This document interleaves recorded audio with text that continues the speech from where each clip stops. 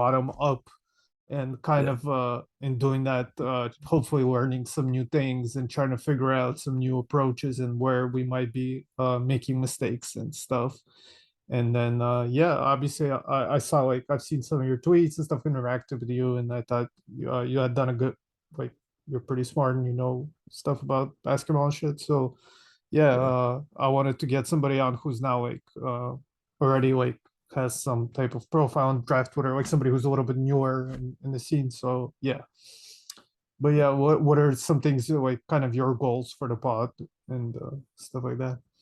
Um, I think my main goal with the pod is just like restructuring how I approach scouting, because I feel like my process is very like stats heavy. I don't think that when I do watch games, I feel like I'm kind of influenced by stats.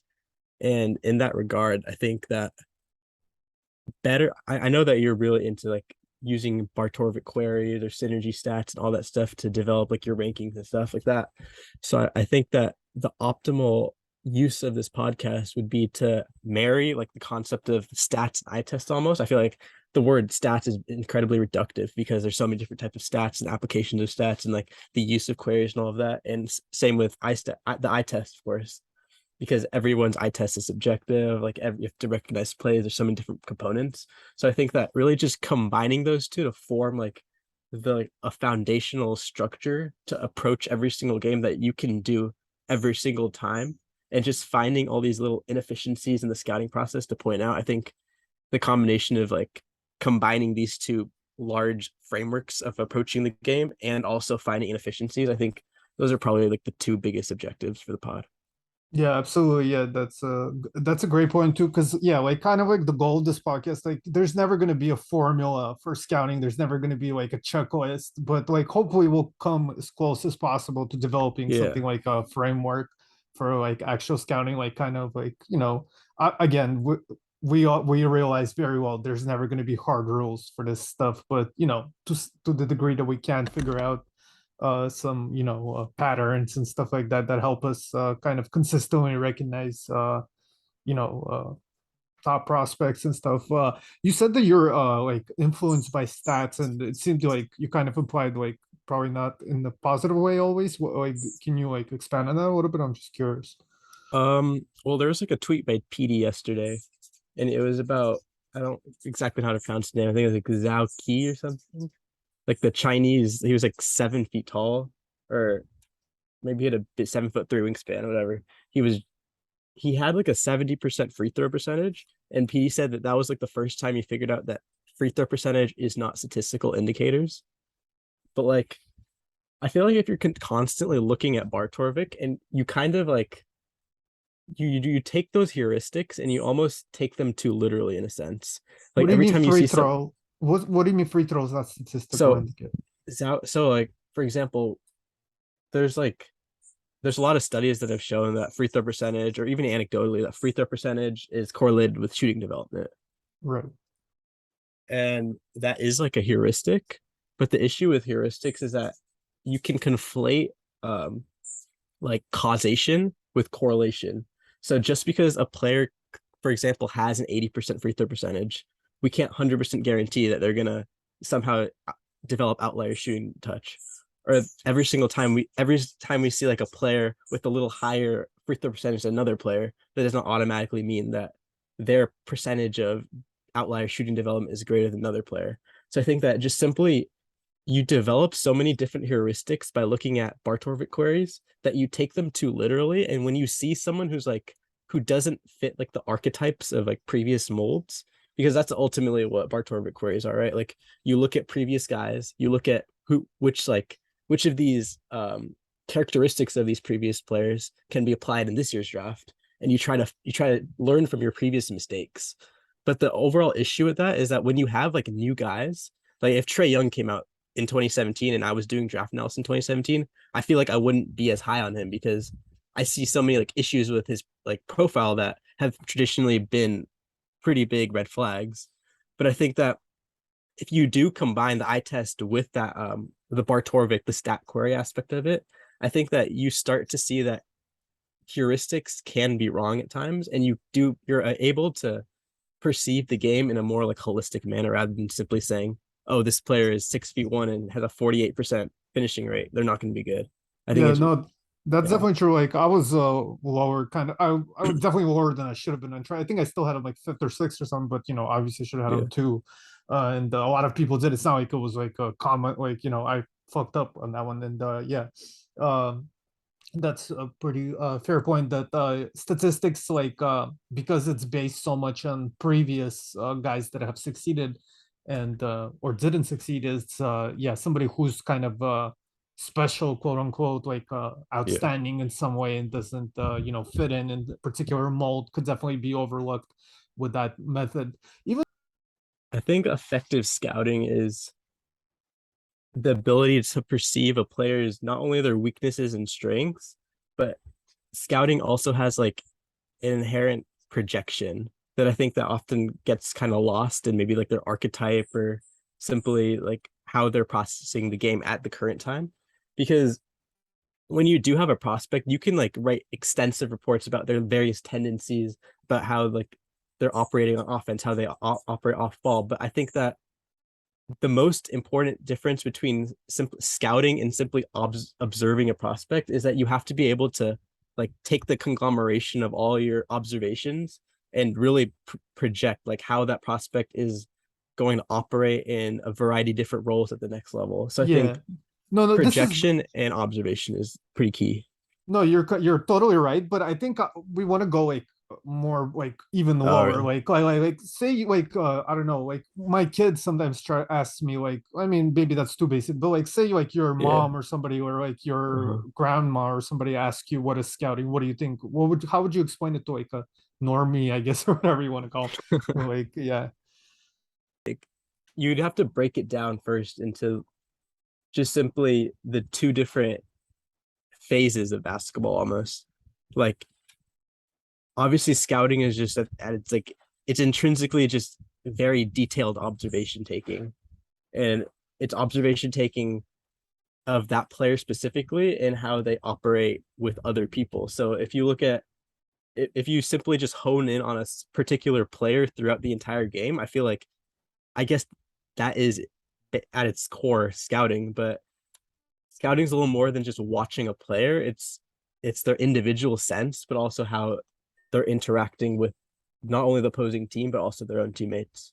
well, scouting could also be watching a team, right? You could scout more like on a team level. Like if you're not for draft, obviously you usually focus on prospects, Yeah, but like say you're scouting as a to prep your team for an opponent, you would look at them more on a team level. I mean, I guess you could say a team is a 12 individual players, so technically, yeah. But no, but I was thinking more like even like simpler, like I mean, your answer is definitely good, and yeah, I'm not saying there's not like a right response here, but like just like what I'm for what I was thinking is like, how would I describe scouting somebody who doesn't know any like why scout? Why do teams scout? Like and obviously it's like you're trying to gain an advantage. So like, what are the advantages you gain from scouting? And then you could go even deeper.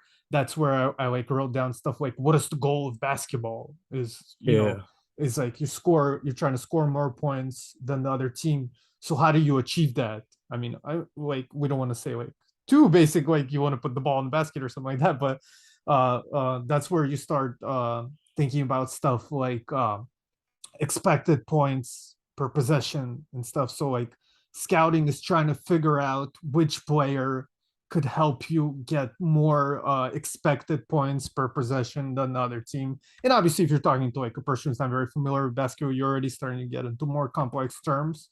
But I don't think I think for our audience, we don't necessarily have to define these terms. But the reason I want to go from such a bottom up, I just feel like there's things that people miss so often in yeah, scouting and player evaluation, and because we often just kind of overlook certain things that like take them for granted, quote unquote, and kind of already have this set of presumptions that we make as we go into it. So I'm kind of trying to avoid that and try, like I said, like for me, like the goal of the podcast is to go from the very bottom, make sure we don't miss anything, and like at this point it doesn't, I'm not sure that what I said is that useful, to be honest. And now I think some of the things that we go through this podcast may not always come out with some big eureka moment. But I think it's Yeah. important to kind of go from the bottom up and not to really miss anything. So yeah.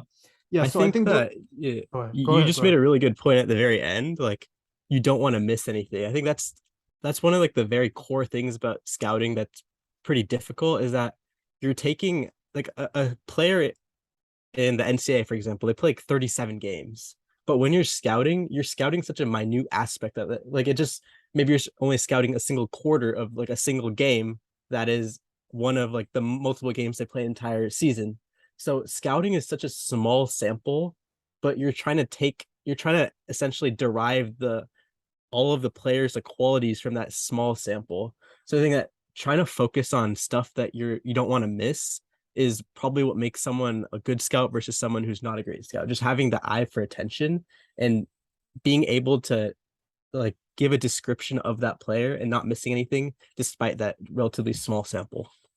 Yeah, no, that's a great point. And even like if you watch a ton of games of a player, you're not going to be able, like your mind can only store so much, and it's like so often we have like the most Exactly. recent games are the ones that influence us really heavily, and that's definitely like a strong argument for stats. As much as stats miss, like when you're watching game, you're missing a ton also because you can't simultaneously watch 37 or 82 games, you know what I mean? But stats have all that info. The goal of basketball is to score more points, and obviously the way to achieve that is to get better players. So we use scouting, or either get better players or be somehow have some advantage on the other team, maybe strategically. So that's kind of Yeah. the two most basic, as I kind of mentioned, types of scouting is kind of I would one way to refer them is descriptive versus predictive, where it's not totally correct. All scouting is predictive to some degree. Where you're trying to obviously, you're not going to go in the past, obviously. So you're always trying to,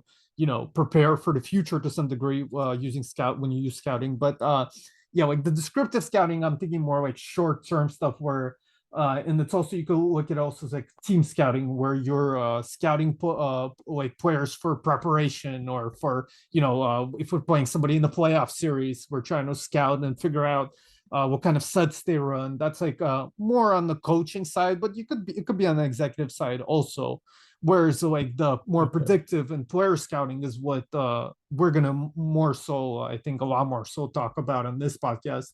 And I think most of our listeners will realize it, but I still think it's important to kind of make that dis- distinguishing whatever it is. So yeah, So what go data ahead. points would you say would be like the point of similarity and difference between descriptive and predictive scouting? What do you mean by data points? Like what stats or? Purpose of descriptive scouting versus predictive scouting? Are you looking at like different aspects of the play, or are you still focusing on the same thing? Oh well, yeah, I think definitely. Obviously, the like just as a basic like predictive scouting, like age, right? That would be like a Yeah. huge like different. Where like if you're like preparing for a game, even a game a few months from now, you wouldn't really care that much about how old they are. But like when you're, or like say physical development, somebody who's still growing or something like that, a couple months from now, maybe even if they're like in the middle of a growth spurt, maybe they grow like an inch or something. Whereas, if you expect a guy to grow another 6 inches in the next couple of years, that would probably make a significant difference. Um, I think that uh, obviously efficiency is like a very broad word, and you have to go really deep into it. But I think efficiency relative to usage and touch is probably the best evaluation of talent that I would have. Just simply if a player is not touching the ball very much, but and they have the same efficiency as a player who's touching the ball a lot, obviously that would be like the most fundamental way to compare one talent versus the other. But I just think that having efficiency by itself is not comparison because you have like Mikhail Bridges, insanely Yeah. efficient player. But But it when doesn't you're able, have to yeah, be it doesn't have to be a real stat. It could be imaginary. So like that's what I'm saying. Like the stat that like, not the stat because it's not a real thing, yeah, but the way I would say what makes one player better than the other is how many points per possession can we expect them to bring to their team compared to the average player, right? You see what I'm saying? I think that makes sense, but I think it's almost more important to form an advantageous rotation than to completely rely on this player scoring more points per possession than is adding more points than another player. Because I don't like, if you're comparing two very similar players, I think that would definitely hold. But when you're comparing two players that have like very different usages, very different like roles in the offense, um, like the scalability aspect is a lot more difficult to discern. So I think that simply comparing how much gravity a player has, and I think the most advantageous aspect of a player's like playing style is eliciting those defensive rotations, forcing the defense to rotate. And I think that if there was some sort of stat to show like how much a defense rotates and how much you force, like the extent to which they rotate, I think that would probably be like perhaps the most important But like why? trait. Why would it be important? Why do you want the defense to rotate? Because I think forcing a rotation, if you look at basketball through like a team sense, it's not Right. necessarily like the Right. So, single player scoring. Like you want, it's the most, as we went before, it's the play that has the highest probability of the entire team scoring. And I think that well, that's what I'm if you're, saying. yeah, if you're So, substituting, sorry, what? because isn't that expected? How many expected points per possession can they add to their team? Right? Not them personally. How much, like their Oh, presence. okay. You see what I'm saying? Yeah, I probably didn't word it right. It's good that you brought this up because I'm sure listeners would be also probably a lot of them would also not maybe understand what I'm saying. So yeah, wouldn't that be like the most like kind of basic fundamental kind of way of describing one player is better than another is how many expected points per possession Yeah. can they add to their team by their presence? It doesn't have to be through them scoring or so would you agree with that or I think so. Yeah. I think the issue would probably be measuring that, but fundamentally, I think in a yeah roundabout yeah way, yeah we yeah kind of arrived at that conclusion. yeah But yeah, Yeah, exactly. Yeah, we yeah, can't measure. You're right. You're absolutely. There's no, but that's what we're gonna try to figure out is how to measure that with the yeah. like super what is it called? Like vague methods. Basic definition of value. But and you're right. We don't have a measurement for that. But is do you think what are the best measurements we have for that currently? Like in a statistical lens, I guess you could say an eye test lens, but I'm not sure if there is Yeah. any like eye test framework out there that we would call reliable. But if you have any in Yeah. mind, you could mention it. But yeah, I wrote down here like BPM, RA, PM. I think stats like that. I think most of us like in the basketball quote unquote scouting community would agree. Like if we have to use only one single kind of measure of how good a player is, generally we'd rely on stuff like that, and we kind of use that as a kind of stand-in for player value. What are your thoughts on Bart Torvik's, I don't know how to pronounce it, like Porpagachu or yes, Porpagat? What are your thoughts on that metric? I don't think it's a very particularly useful metric for like projection, but I mean it has I think a buddy of mine pointed out to me that like almost every player who I don't remember if it was a top 20 season or a top 30 career in that metric, but almost all of them get drafted and almost all of them like at least like play like I don't know 50 games or something or like 100 games in the NBA. So there's some like weight there. I mean, but it's very heavily based biased towards offense, and obviously it doesn't have any what's really important for a college age prospects. Obviously, like age is a I think yeah that I like the concept of it because it's essentially measuring like points above replacement relative to your usage. And that kind of is aligned with my philosophy on like which players provide value. Like obviously someone who is still good at high usage or efficient at high usage. So I think that the concept is good. There are some really good statistical hits. Like if you're looking for sleepers, and like one of the queries I've done is like above a 4 Porpagachu and then 4 on the defensive, and then put it for underclassmen. And then if you want, throw on like a 75% free throw filter, and like you have an insane hit rate just off that. I So if wonder if you did that with BPM, do just like 4 or whatever BPM, instead of, I would feel like it would be generally more accurate, but I could be wrong. I haven't tried.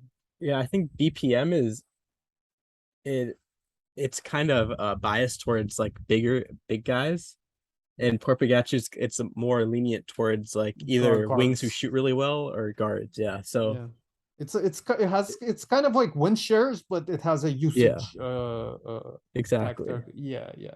If there was a Uh, stat that was like the combination of both, that would be well, even you could more do that. Why ideal. don't you do that? Why don't you Yeah. just either combine them or yourself, or just run fucking queries with both of them. Uh, Yeah. um, I'll look into that. Yeah. but yeah, that's a kind of a side conversation. But Yeah.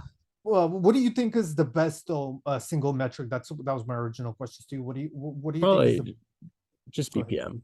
I don't think there's Well, also just because of like surveillance capitalism, there just really isn't like entire metrics that we can really access. Like that the metrics that we can talk about are very limited.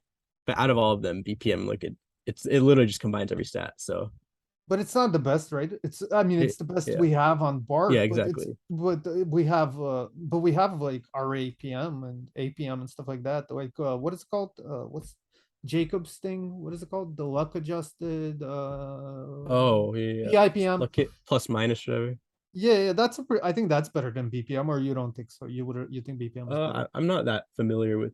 Are those stats for college as well? Is that available? I mean, they technically have some, but I'm not talking about. I'm just saying, what's the best?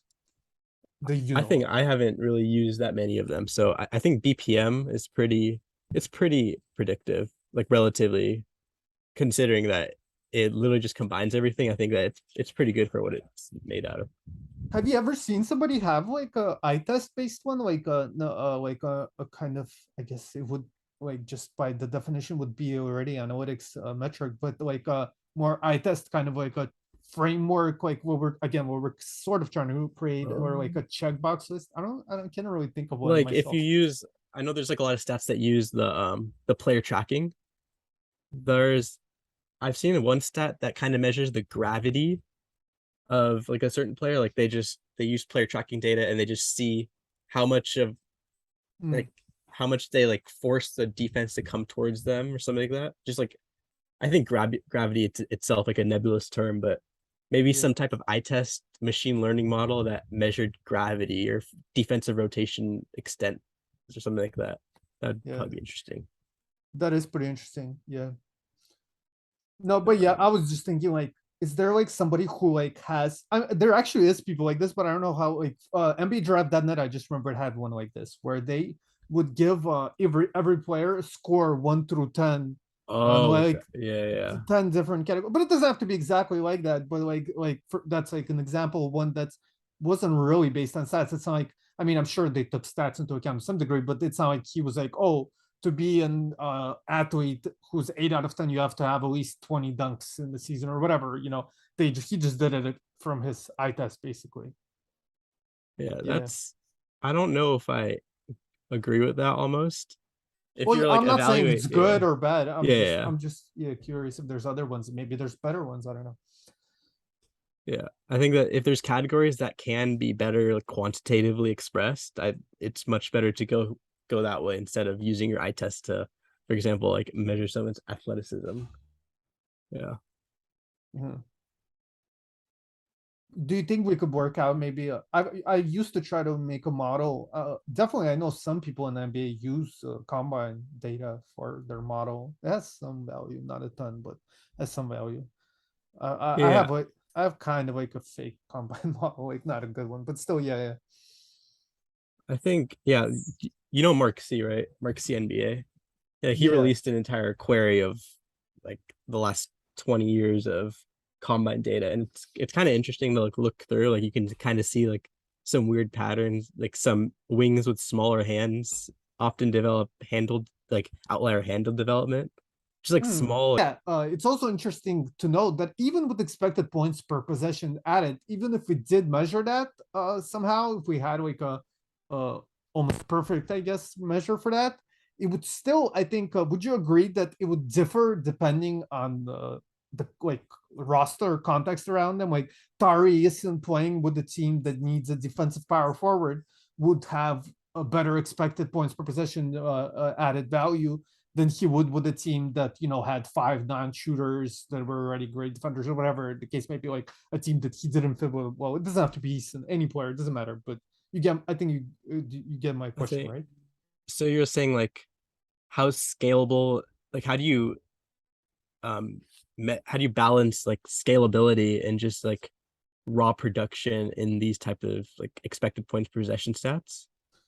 Sort of, yeah. It's not even the stat, but again, even like the imaginary like concept of it, even if we had the perfect measure, and it doesn't have to, again, it doesn't not necessarily scalability per se, but yeah, that's often like a way that fit could vary. You're right, like in a kind of large way, right? Like Yeah. if a player is not very scalable, so yeah, just like fit, like how much effect does roster fit have on a player? Or do you think for the most part maybe it'll be a minor effect, but for the most part, no matter where a player would be, most players, again, maybe there's some exceptions, but for the most part, for most players, do you think fit is not as important? I don't know. Um, I think that like obviously it depends on the player's role. That's like the very easy answer, but it kind of goes back to what I was saying about like forcing defensive rotations. I think that like once you're at a level where you're really like forcing defensive rotations with like any type of like advantage creation or just like any particular skills that you have, I don't think it really matters what team you're put on. You're still forcing rotations. Like you're still forcing the defenders to come towards you, and like you're forcing advantageous like pass out lane or something like that. So I think it does like matter. Obviously, like context matters, but once you're at a particular skill threshold, and this is where you start delineating between like somewhat prospects, fringe prospects versus like real prospects. I think the best prospects, it doesn't really matter your context. You're still going to be forcing above defensive rotations above average points per possession, and I think that that type of framework is pretty helpful in determining like scalability and stuff like that. For the average player, like an average prospect, for most prospects, do you think fit and context would make a big difference, even if we had a perfect way? Because some people don't agree with this, and I think some people, I would even say that people sometimes overestimate fit, and they're like Sean, our buddy Otto, says that fit has very minimal effect on how a player works or doesn't work in the NBA and stuff like that. So yeah, but what would you say to that? I think there is like a certain segment on draft Twitter, for example, that they really like try to emphasize that like the landing spot is really important. So, for example, one player that a lot of people were talking about recently was Jordan Poole, and they're like, "Oh, Jordan Poole, like he's a cool prospect, but if he wasn't with the Warriors, he wouldn't be like about to sign a year max contract or something like that." So this conversation is kind of like a microcosm of like the landing spot versus like development, and how like developmental determinism, I think that's a term that a Nocturnal Duck used, like how determined like a player, like their career is just when they're drafted. Right, And right, I think exactly. I fall under the camp of developmental determinism. I don't think that landing spot is as important as people make it out to be. If you are Jordan Poole and you're making like 40-foot threes at like Michigan, I don't, and like if you have that like top end burst, those are your like main like factors of forcing rotations, of creating advantages. And I don't think that landing spot is, it matters, but if you have that elite advantage creation tools, your context is not as important as someone who doesn't have those elite tools or Okay, but abilities. it doesn't matter that much. I think we're in agreement here, but I'm just to clarify further. Yeah. It's but it does matter to some degree, right? Like you would agree that Poole and certain other teams you could find that Yeah. he would not be as good, right? You would agree with that. I think so, but I think the differences are pretty minute, and I think it's definitely a little overrated, the effect of landing spot or context when projecting forward. Well, what do you say, just as like a devil's advocate or whatever, like we see like the Raptors or the Heat do so well. Do you think they're just good at drafting, or Um, I think there is like a little bit of that, especially with the Heat. Like, yeah, they have so many different undrafted free agents, but they also are just drafting extremely valuable players, like players who dropped on their board. But I do agree with that devil's advocate stance that there is like development makes sense, and you do like having like an organization that can like hone in on specific skills. Like the Raptors, like they develop wings extremely well. They can fix shooting like forms and stuff like that very well. But at the same time, I think they are taking players who have the susceptibility to improve those like those traits. I don't think they're just blindly taking like the worst prospect here and trying to form them into a star. They are trying to attack a value, and they have like specific niches that they can improve. So landing spot, I still think it's overrated, but yes, there are organizations with like the culture, the administration to improve certain skill sets. Yeah, so but that's kind of what it goes. So I think that's the point I was making is, yeah, the most basic, again, sorry to keep repeating this, but the Yeah. most basic like fundamental unit of like value, or like how showing how one player is better than others, expected points per possession that they provide for their team. And but then even with that, even if we had, again, this is an imaginary thing, there's no good stat for that right now, no perfect stat for that right now, but even if we did have a perfect stat, they would still, to some degree at least, we're not exactly sure. I think we're both generally in agreement that Yeah. context and like roster is not a huge, determiner for value, but it does have some effect. So even if we had that measure, there would still be, a kind of a unit of value, or like a more pure fundamental measure of value that we're missing, because there would then need to be a way to measure context independent value, and how do we look at that. So Yeah, exactly. and then we could go into, Most is, what if a player is like pigeonholed into a role that even though they have the ability to command defensive rotations, they just aren't, simply because their coach isn't giving them the reps. So like the opposite of like giving someone too many reps is giving someone who's just like, if you're like gonna prevent a player from fully honing in on their like advantage creation tools or abilities, that also is like a function of context. And in that case, I do think that obviously context would matter in making them look worse than they actually are. But absolutely. yeah, I think that's more about like, Yeah, like if you that's very hard to project. if you draft like Tari, and then they play him at point guard, right? Or like something Exactly. Yeah. like yeah, it's like what it, right? Yeah, that's, I personally I think want to focus more on just figuring out Yeah. like prospect evaluation, pure like on the like their true like ability value, not really trying to figure out like methods of how to use them potentially in the free agent market, or like, for example, like I might draft a guy, I think this guy's a little bit better than the other, but I know that guy in the future is going to demand a huge salary, like in your max contract. Whereas this guy, he might bring slightly less value, but I know that he's not going to have as much demand in the free agent market. So I'd rather draft him because his, it'll be easier to maneuver the cap with him, stuff like that. Like, how interested do you think that's something that we should be going into really deep, or do you think this podcast is not really about that as much, or? I don't think that's that important. I think that a lot of it is projection in itself, more projection. Like you're projecting onto another projection, which that's just, I don't know. Like you just gave the example, like, oh, why don't we just draft a player who isn't going to command as much value as another player? But like teams don't know that. Like it's so hard to just simply project that statement to like form the validity of the decision to draft one player versus another. So I think that kind of just ignoring that and just focusing on like the projection aspect, the how a player will function within like a context, I think that's a lot more important than looking at their free agent or potential trade value. Yeah, I mostly agree with you. I think overthinking stuff like that is when you start like quote unquote missing forest for the trees. I always like, that's like my Exactly. Yeah. favorite quote, is when you start like thinking about like way too like specific things, like how will they perform in the second round in 3 years when we face Embiid. It's like, Embiid might retire tomorrow. He might not be in your conference 3 years from now. Yeah. Like why are you? Yeah, like stuff in the like the same with contracts. What's it called this? Yeah, but I will say, to be fair, again, devil's advocate, we'll give Steelman every side here.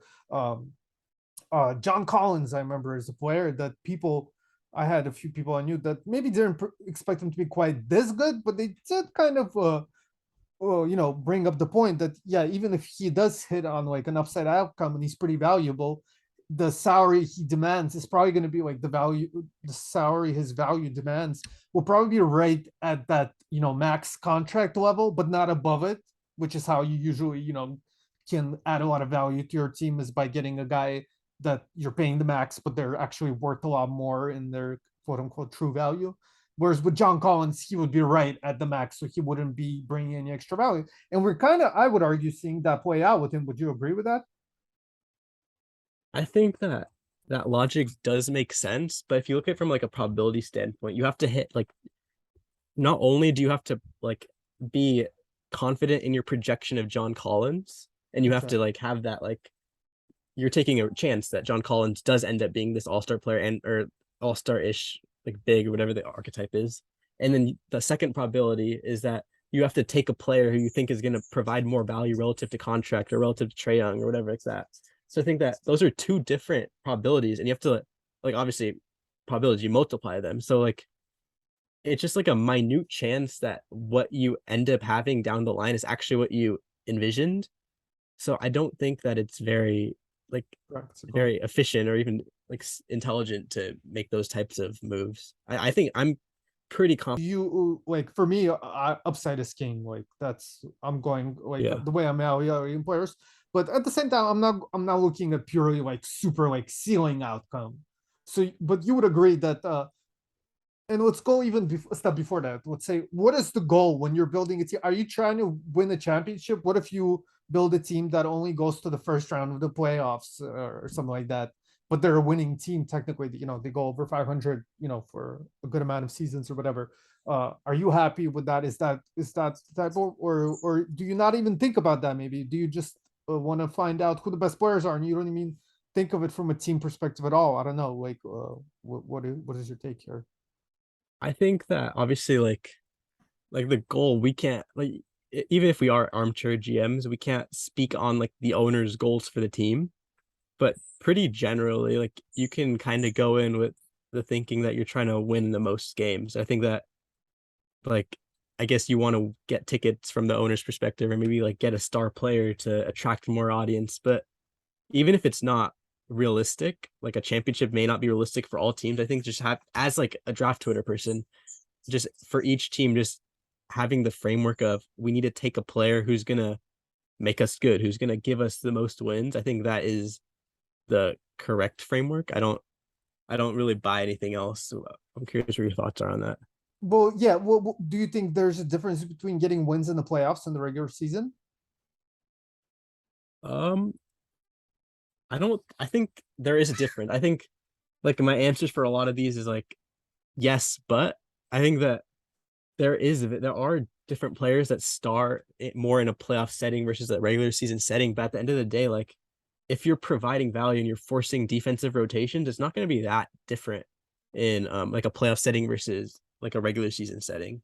Yeah, I Like mean, a there, good response to that is also like, how practical is that? Like, how often are you going to really have a choice, like two players, and one would be better in the playoffs than the other in the regular season? Like, I don't know how often. I guess that happens sometimes in the draft, like where there's two players that are kind of similar on your board, but one would probably be better for the playoffs and one better for the regular season. Like yeah, James Wiseman, I guess, was kind of like that.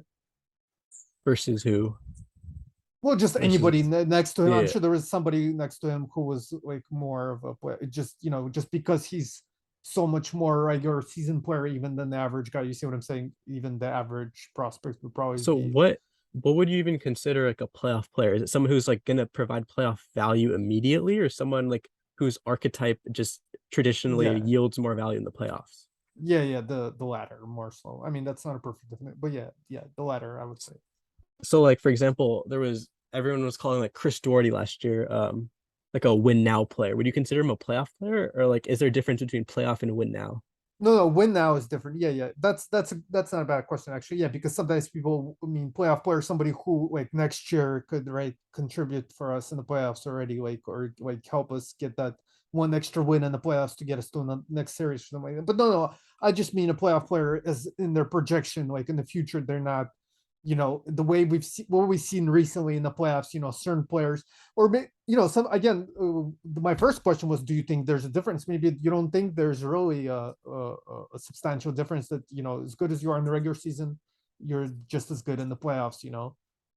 I think that like to me, the biggest difference between playoffs and regular season, besides like the you're trying to win a championship versus like the goals may be different, but like from a game to game standpoint, I think the biggest difference is like the pace drops a lot. You're not like transition scoring isn't as like relied on in the playoffs versus the regular season. You're like you have a lot more like stagnant half court like type sets. So I think that if you are looking at like a player who's very transition heavy and can't really create in the half court, that might be an issue. But I don't like broadly speaking, I don't think there's a huge difference in value in playoffs versus value in regular season. If you have someone who can shut down like a primary wing in the playoffs versus like the regular season, like they're still doing the same thing. Maybe like the goals or like the players they're defending are different, but I think at the end of the day, it's very, very similar. Like the players that provide value in the playoffs always almost always provide value in the regular season. Yeah, no, you're right. I agree that some people really overrate like the playoff thing. They're like, but I do think like teams like you said, they slow down and they kind of prep more. It's more of like every pass and every play, every action is kind of thought out and planned out more. So I think one thing that a lot of people will bring up, and I honestly am not totally sure how valuable or not valuable this is, but I'll give you a case where I definitely would say that it was a big difference. Is remember little Isaiah Thomas to play for the Celtics and how incredible he was in the regular season, but then his defensive presence, they just took huge advantage of him in the Yeah. playoffs. So like that's a very clear example where a guy just wasn't as valuable, I think, in the playoffs, the regular I season. yeah. I But, think another guy would be like shooting specialists like Duncan Robinson. Like right. during the finals, LeBron was literally pointing at him and like he wants to switch on Duncan.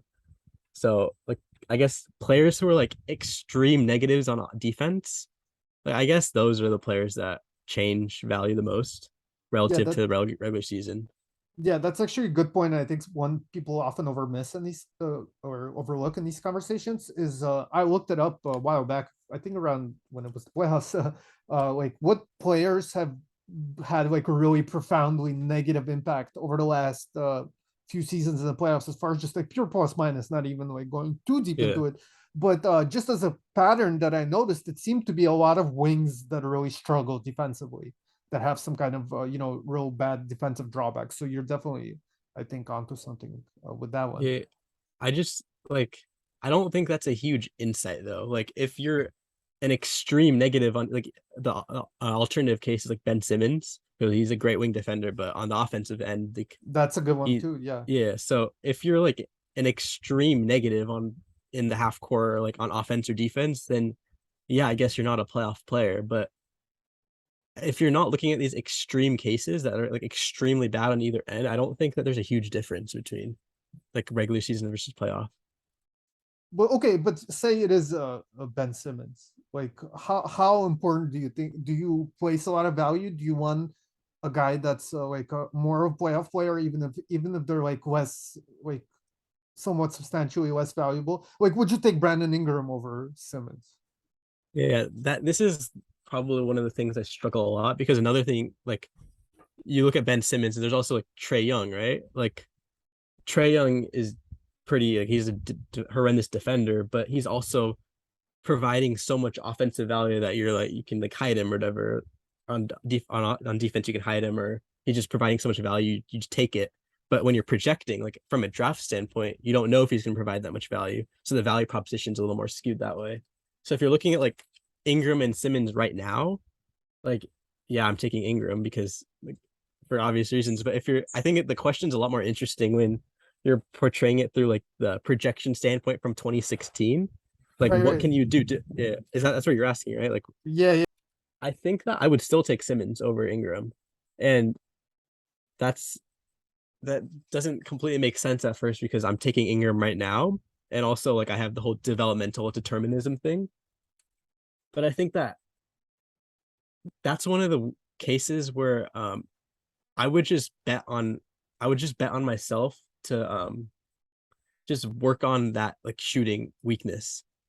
Interesting. Like if he has like decent, if he like the whole issue with Ben Simmons was confidence, right? Like his indicators, I think he shot like 65% from the line. Like it wasn't like his form is a little janky, but it's not horrible. I think that He that's should something definitely be where shoot. He should definitely be shooting more threes than he has in exactly. his NBA. Like maybe he won't be Brandon Ingram shooting, but yeah, yeah. Go on. Go on. Yeah, I think that like despite that whole like developmental determinism thing where like a player is kind of destined almost like for that middle outcome, I think that if you do really bet on your developmental organization, that you can, if because if Ben Simmons does shoot, I think he provides like value much more than Ben Ingram, and I think that having that value proposition, just taking that all into consideration without knowing his landing spot, I think you just take that shot on Simmons over Ingram in 2016 again. But So the landing spot does matter. I'm yeah, joking. this is like, but like if you look at the devil's advocate aspect of it, like he is a ball handler, but he is kind of dependent on transition as a ball handler, and he could be a negative in the half court, and those are like the two things that the like playoff defenses hone in on: transition and like um half court stagnance. So like maybe he wasn't a good. It's kind of complicated, but I don't know.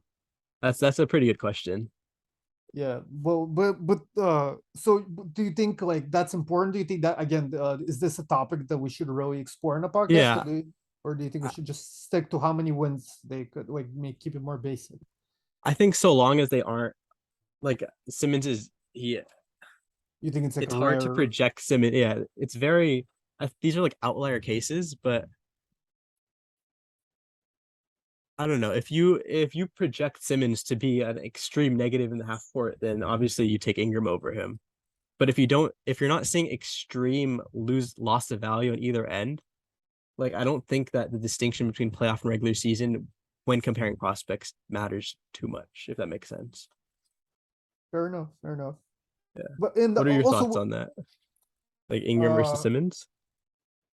yeah, I think I would take Simmons, but it's definitely a good question. Yeah, and yeah, I think I'm most in agreement with you on that one. That yeah, it's just like it's rare enough, and yeah, I think it also kind of goes into the other thing I was about to bring it up is like you mentioned that I would because you would be the GM, so you're kind of putting yourself into the equation now, which Exactly. is kind of interesting. So yeah, like you would help develop them, and what I would say is a little bit different, but kind of similar concept in that if I was the GM and I drafted him, and then I saw that he was, you know, just not going to really work in the playoffs, I would trade him, and I would have traded him, a Yeah. couple years ago where his value was higher. Like I would pull the trigger on trades more and stuff like that, hypothetically. But then again, it's kind of also like how much do you want to play those what if scenarios and like those like, oh, I would do this, and like then like bias could start to come into play, and like you because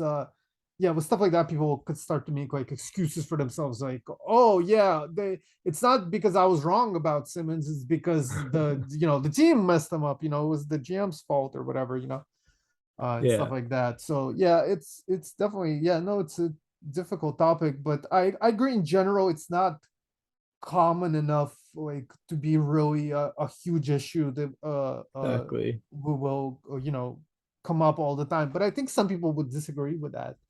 I Yeah. think to go back a little bit where this conversation started is we are talking about like upside. Again, I think we're kind of in agreement here, so it's a little bit boring. But so I'll bring up a kind of in a slightly opposing, but I think interesting and valid kind of point of view on this is people that kind of look at the draft as if they're building a team that's trying to win a championship or nothing. Like if they go to the finals and they lose, it's like it's the same as if they are like, and which case I think uh, you would start drafting, like your approach to drafting and your approach to building a big board, and even your approach, but this is a little different, but like free agency trades also would be a lot more like kind of sporadic and a lot more like risk heavy. If you're trying to, if you like your goal is build a championship or nothing, you would take a lot of more like swings at wild upside plays and stuff like that. I think your philosophy could change considerably from that point of view. Or you could go to the other one that's less popular now, but I think in the mainstream is kind of still prevalent as far as draft evaluation, which is like looking at more like median outcome and considering floor. Like you would agree with me, the floor is almost inconsequential in prospect evaluation for the draft. I actually don't. I don't think it's that inconsequential for Well, because floor. the floor for almost every draft prospect is going to be not in the NBA. So what does it matter? Like if they're not in the NBA or they're almost in the NBA but not in the NBA, like you know what I mean? Well, like, when you have like certain players who are providing like for example Zion, right? Like, is his floor not in the NBA? Like when he is on a half, if assuming health and everything, like when he is on the court, is his worst outcome really like unplayable? Like when you're at a when you have a certain player who's providing so much value on a college court, I feel like considering all like developmental arcs, like strength advantages, like all these different advantage creation tools, when you have someone who's like so wholly like dominant like that, I don't think I think like considering that relative floor is somewhat important. If that does that make sense?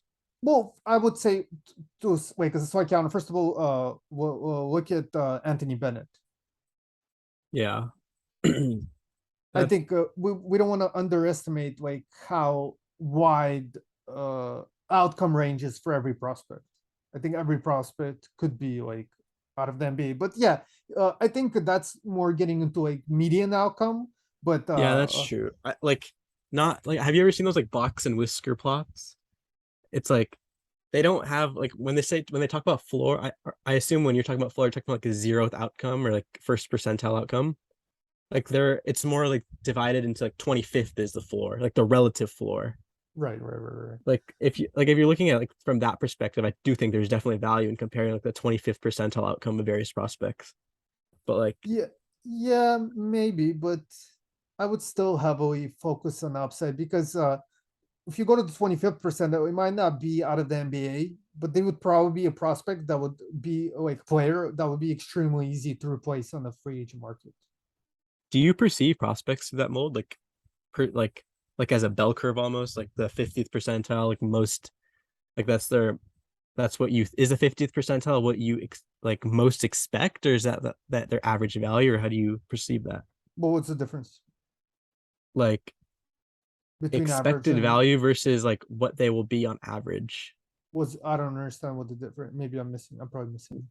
Wouldn't the difference be like Trey Young, for example, his average value versus his expected value would be different, no? Because like I if see. he I see. isn't, you Because know, he has two exactly, it's like mean versus hills. median almost. Right. I get you.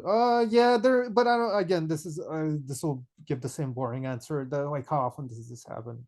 How often is that substantial difference between the two?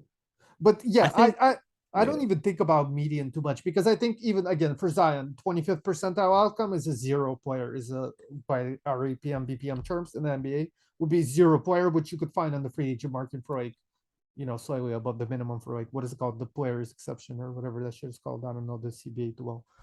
I So think I would kind of disagree almost with that, like the median versus mean.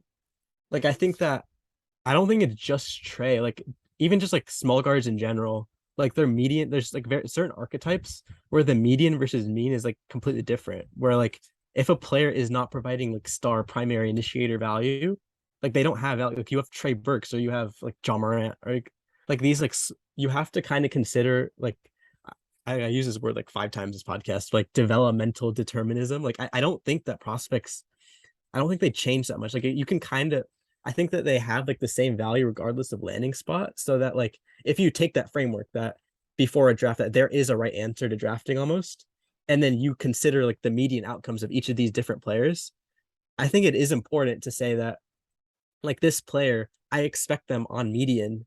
Like maybe their mean value is that they're going to be like they're not going to be that good. But if you expect a player to hit a high outcome value, I think that is like there is like inherent like importance. I don't know if that makes sense, but for well, yeah, but example, like if you're looking at Trey Young like stats, right?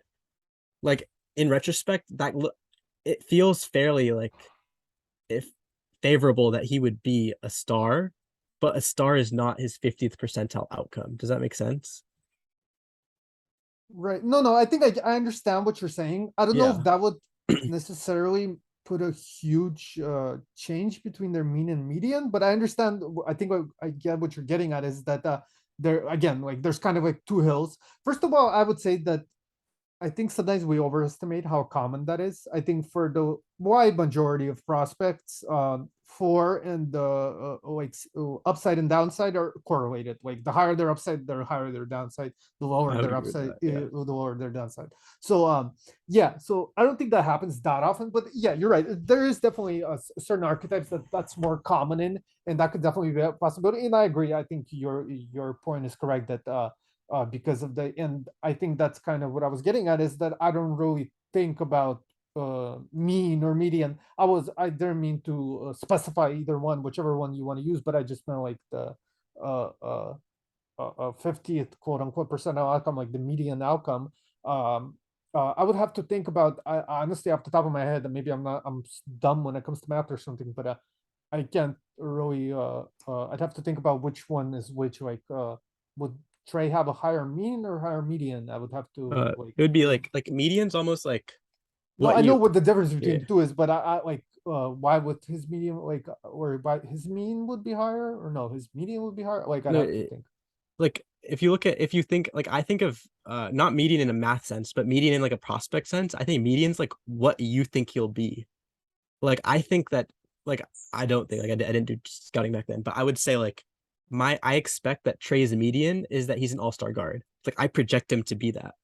But Oh, mean would be like, okay, here's his ceiling. Like he could be this, he could be this. So let's just average it out and say he'll be like a sixth man. Do you see how like if you average out all of his different like no, I don't agree with that. I think that's the same thing.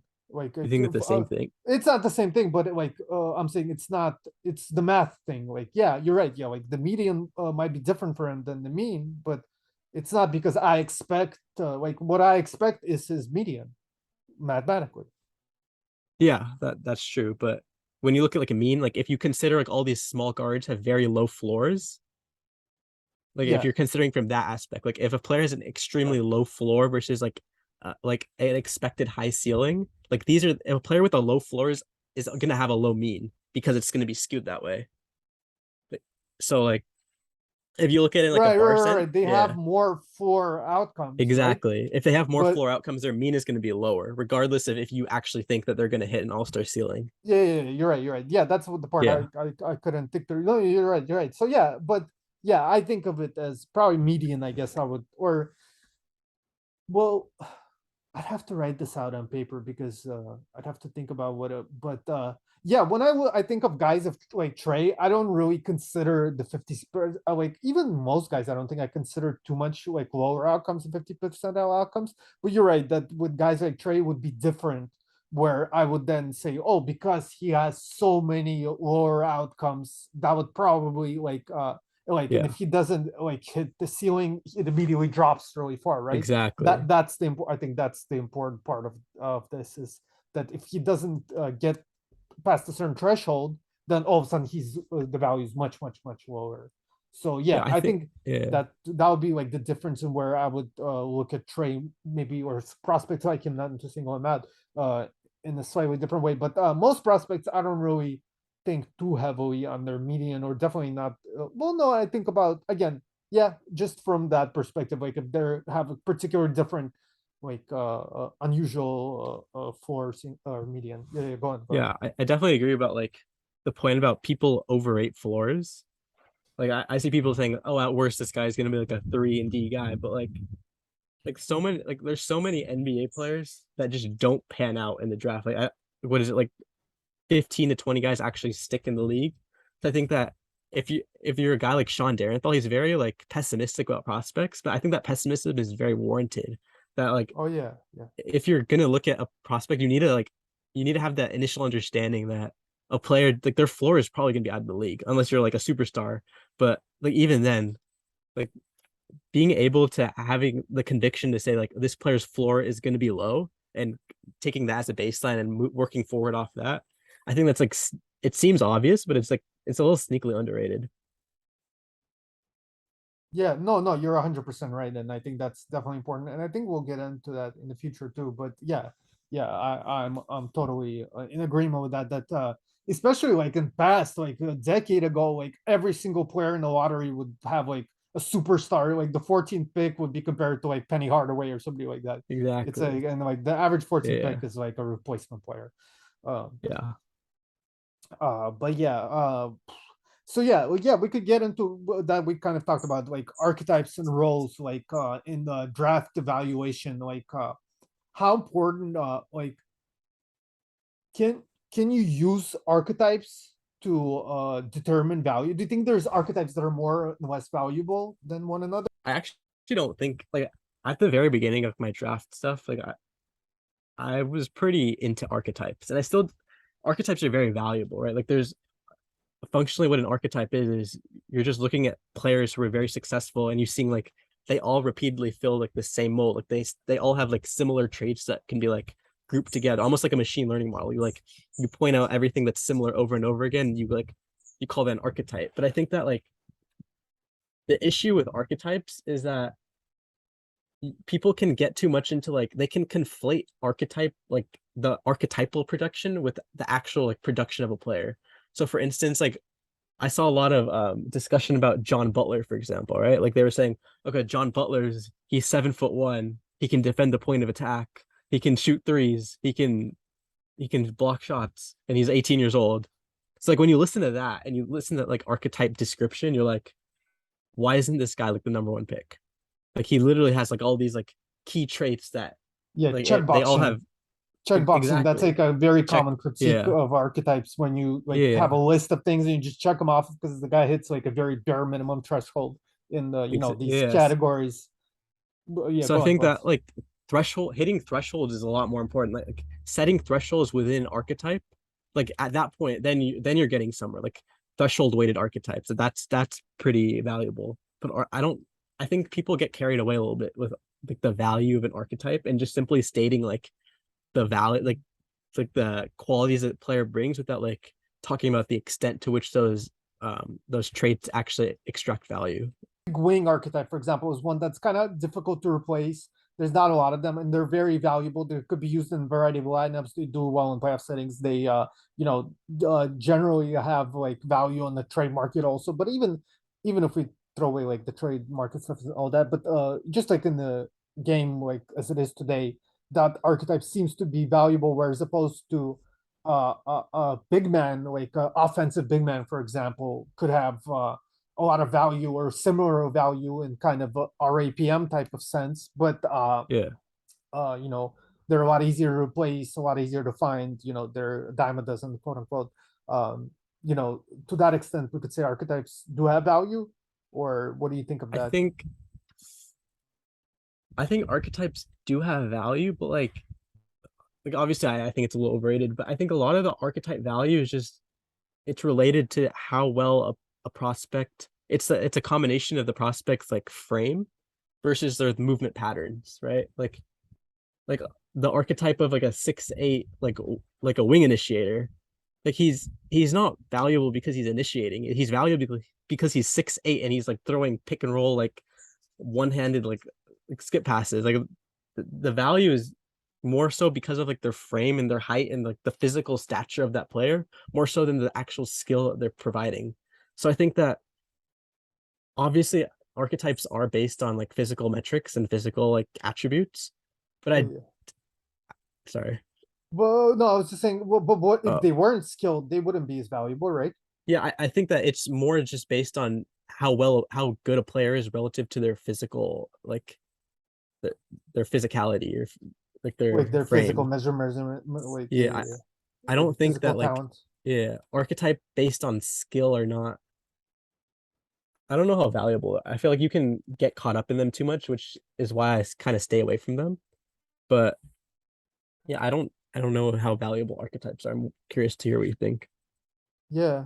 No, what I would say, I think, is that when we're talking about pure value and because we're talking about this imaginary notion of value, kind of we would then already have the weight that any archetype or any type of position a player plays kind of within that.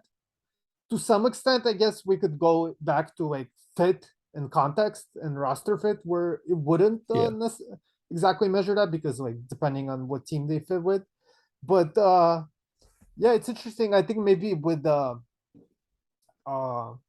that's where we would kind of say a player's value, then their like pure value, quote unquote, would be their expected points per possession added to the average NBA team, or if we're projecting the average Division 1 team, or the average EuroLeague team, if we're scouting for EuroLeague, for example, or whatever, the league they're going to, we're trying to scout for, maybe.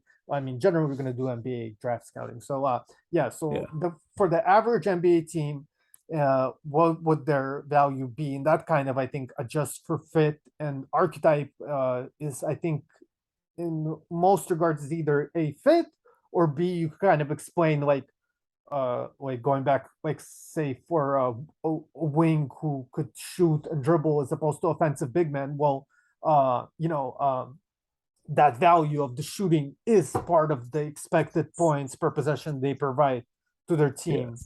And I think yeah, that's important to that kind of where we could make the distinguish again from like our APM or a stat like that, BPM stat like that, where they may measure an offensive big man and big wing as being similar value wise, but in their Yeah. true value and what we're more trying to get to in their actual expected points per possession, the wing would be a lot more valuable. And it's simply just the BPM or APM has some kind of less than ideal way of measuring value, like they're not quite getting to the true value. And I think that's a lot of times where the differences why like in archetypes could be kind of explained away. But I do find archetypes definitely useful in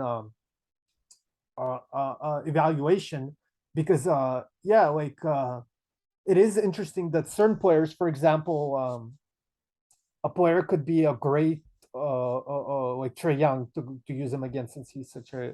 fascinating prospect. Obviously, as a lead ball handler or initiator, offensively brings a ton of value.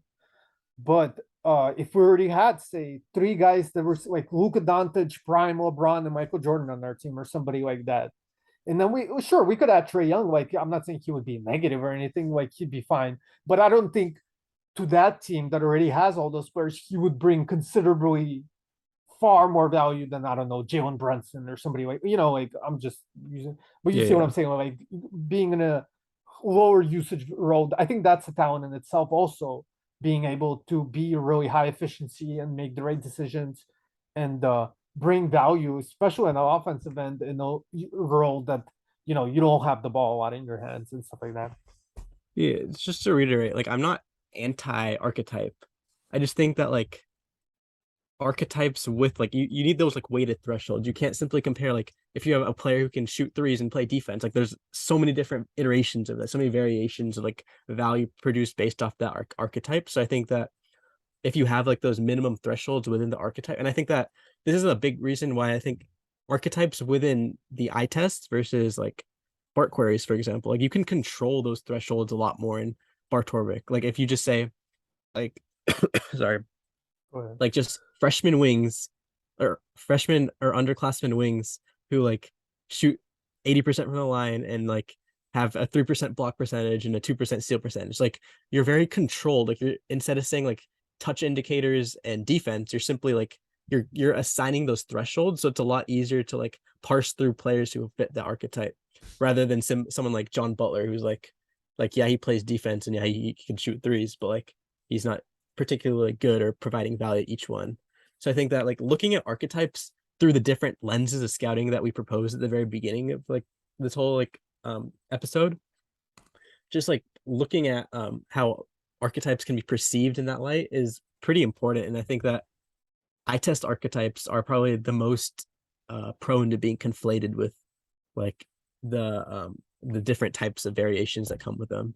Yeah, I absolutely agree with that. And yeah, that was a great point in the beginning, but the kind of using thresholds is because yeah, that's again the main weakness is the check boxing stuff with archetypes and like guys that maybe have like some extreme strength or a couple of really important strength that they're like 99 percentile at, but maybe don't have Exactly. like the all around ability like another aspects that kind of below average, and that those types of guys will often get overlooked in analysis through the archetype lens.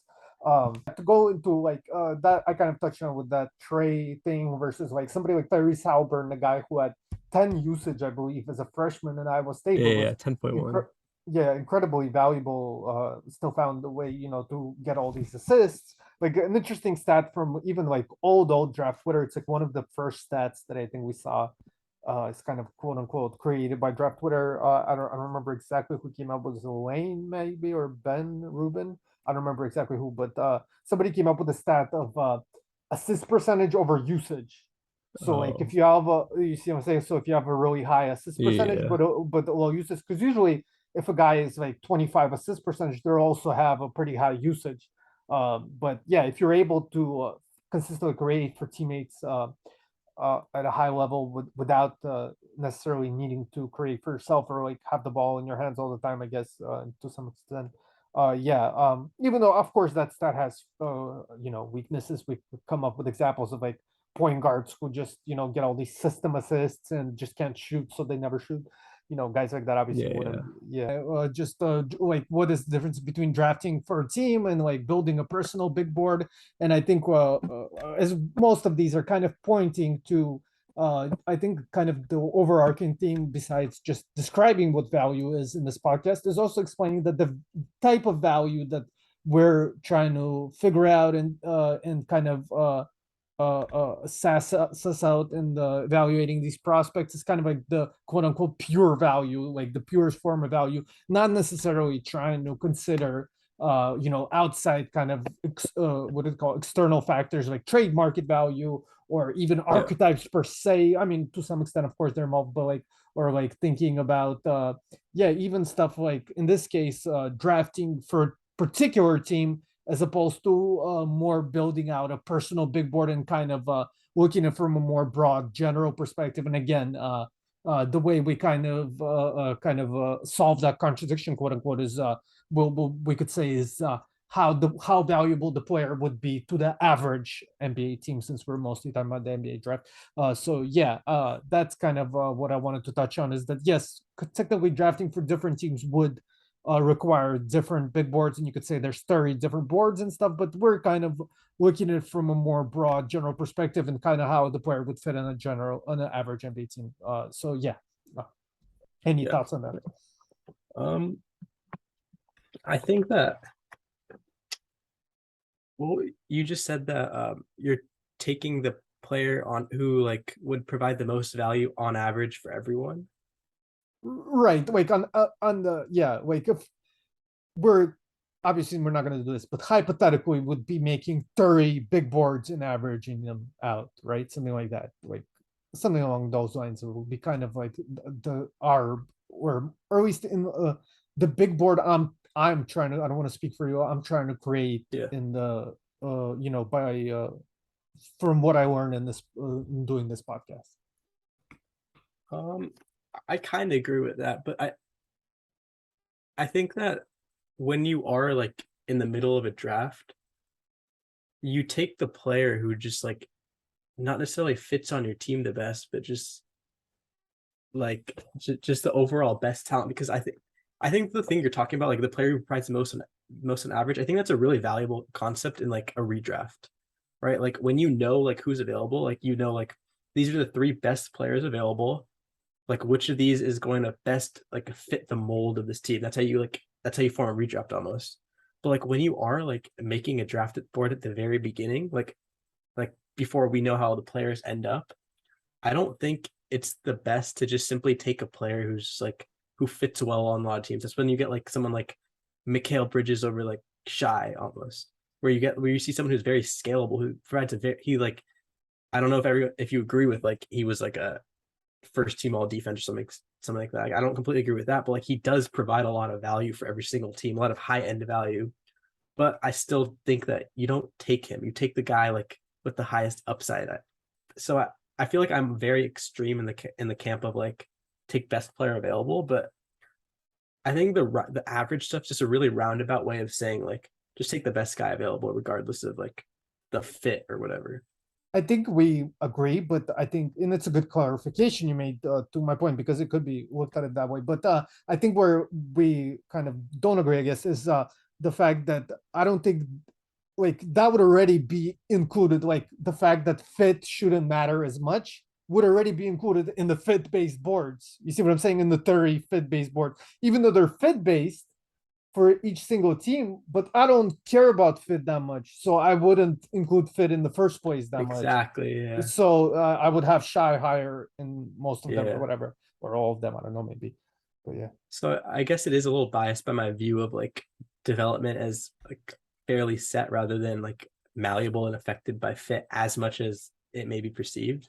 So if I did think that like landing spot does matter, developmental place does matter, then yeah, like I think the average like concept of a big board where like a player who provides the most average compared to all the teams and waiting it out and everything, like I think that is important. But like considering that I think that like the median outcomes, like the development of a player is not as dependent on landing spot as people think. I think that best player available in that framework that I'm proposing, I think that is probably the best, but obviously really depends on your personal philosophies But of let me it. ask you. Let me ask you this: do you agree that teams could have different big boards and be right? Like if you were the GM of the Thunder, and then the next day you got fired and you became the GM, I don't know, of the Warriors, would your big board change based on that?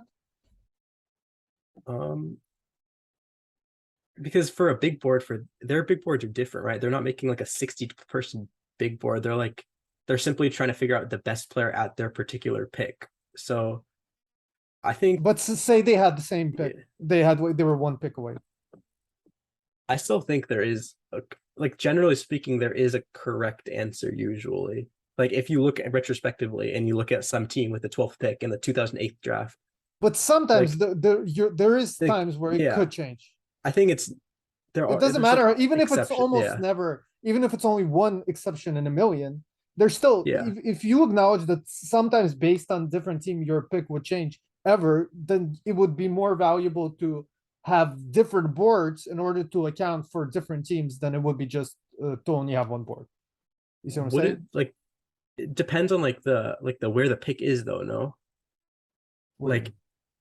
like if you're like for example, if you're picking up the number one overall pick, there's probably retrospectively an objective correct decision at that number one pick.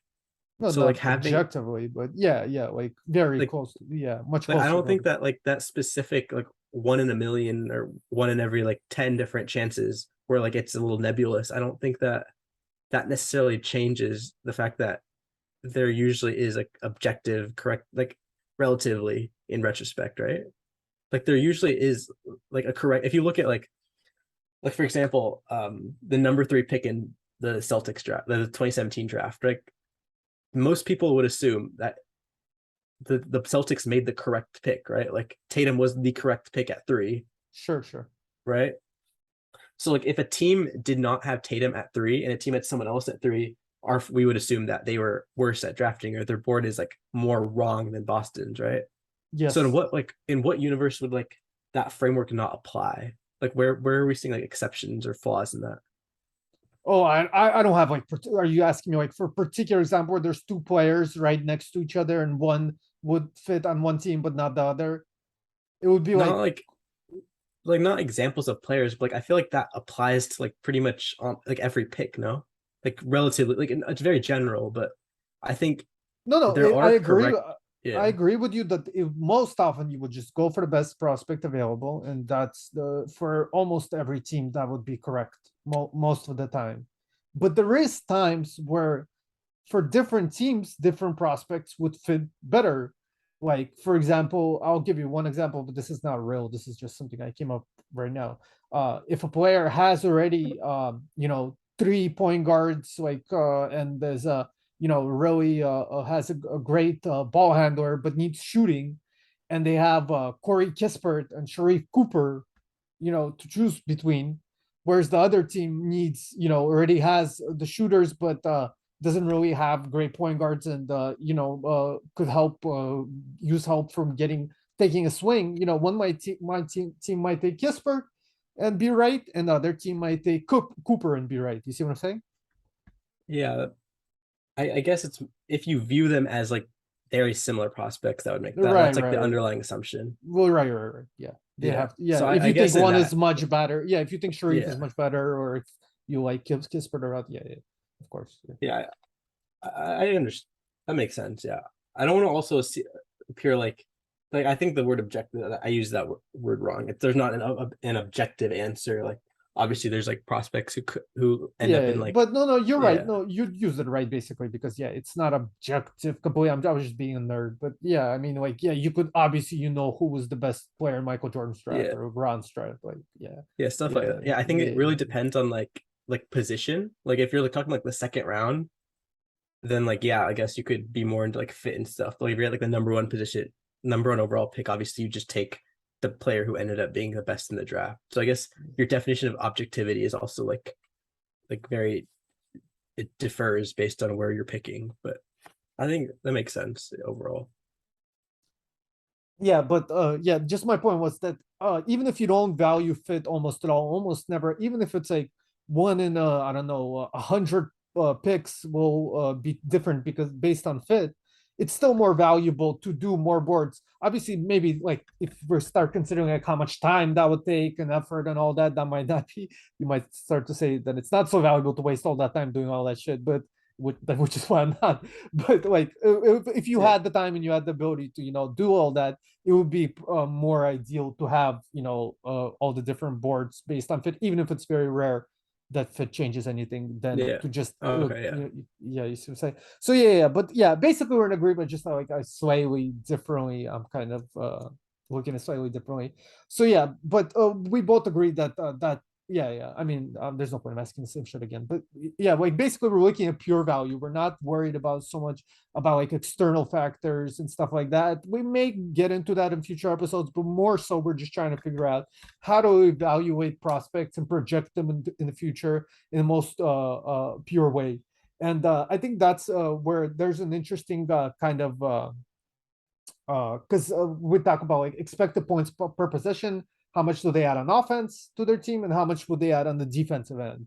But yeah, then there's like between the two, I think the two kind of play into each other. And like for example, if a team gets on offensive rebounds a lot, just through that, say certain player when they're on the court, the team constantly sends them to the offensive boards. Just because of that, they might help their team's offense, but they also might hurt their team's defense through what they're doing on offense. So yeah, yeah, I think it's interesting how the two kind of intersect. Um, so yeah, there's like some things that kind of influence the defensive value of players on the offensive end, and the offensive value of players on how they do on the defensive end. For example, steals. Like if you create a lot of steals, that could lead to pick sixes. Like taking it yeah. straight to the basket, which is like obviously a very high expected points per possession. So it's interesting how you can't kind of how inseparable those two parts of the court are, and how they're you can't just say this guy how much pure value somebody has on offense and on defense Yeah, because yeah. they're yeah. Steal example is really telling. Where like your ability to create events on defense is not like it's not by itself. It has like a clear impact on like transition opportunities and like literally like transition dunks or whatever. Like it literally leads to another offensive possession. So yeah, defense and offense, they are seen as two distinct like entities, but like there's a clear like relationship that goes within each. Establish what we mean when we say a player is valuable or better than one another. The unit we're using is expected points per possession they add to their team. So Okay, yeah. that means their team will be better as far as net rating with them, or worse as far as net rating if they're worse. Yeah, but net rating isn't necessarily 100% correlated with wins. There's definitely a high correlation, but it's not 100%. Yeah. So do you think there's anything we could do about that? Like, is there we should change our perspective and somehow, or do you think it's correlated enough? Where I think that's probably would be my answer is, or I don't know, maybe there is some kind of something we could. Yeah. I think it is correlated enough. I don't like it makes sense. Like you take offense and then you take how much they're bleeding off defense, and like you factor that in. But I don't know. I feel like the relationship between offense and defense is still more skewed a little bit towards offense. Like you So can get that's a good away point. like you can get away more with like losing a little bit of slack on defense as so long as you're providing like superior value on offense. And like if you find a way to weight offense and defense equally and like find like a coefficient to add in front of offense to like make net rating more correlated, that could be an option. But I don't completely know if offense and defense are equal in of themselves.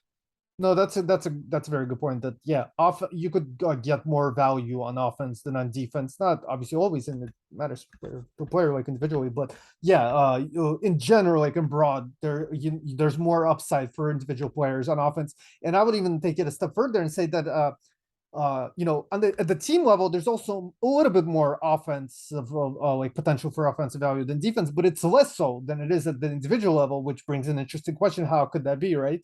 So I Yeah. think certain groups of players together on the defensive end could add more value just by being together. You know what I mean? Like that they don't Yeah. have individually, which is kind of an interesting concept. Like, how do you measure that? How do you include that into the equation? Yeah. That I think it's just hard to like capture net rating or like defensive rating, offensive rating as like a single player metric rather than like a team metric. Just that itself has a bunch of like flaws in itself. So yeah, there's a lot of stuff that I don't know if net rating for a player is particularly like telling. Well, yeah. Again, it's important to note that we're talking about expected net Yeah, rating, right? We're talking about when we predict them to be like. So this is again a pure like it's a concept. It's like yeah, morality, like you okay, know what I mean. Like we're imagining that we have these perfect measurements, and obviously we're never going to reach them, but we're trying our best to figure out how to create these perfect measurements that are obviously non-existent in real life. So yeah, you're right that net rating, like the actual net rating yeah, like that stat yeah, no, that is not, is yeah, not great, but yeah, the expected net rating is like this pure concept where we're like how good there actually is, like how good the team or the player adding value to the team actually is, whatever that means. That's the question we're going to try to figure out, is what that actually means. But yeah,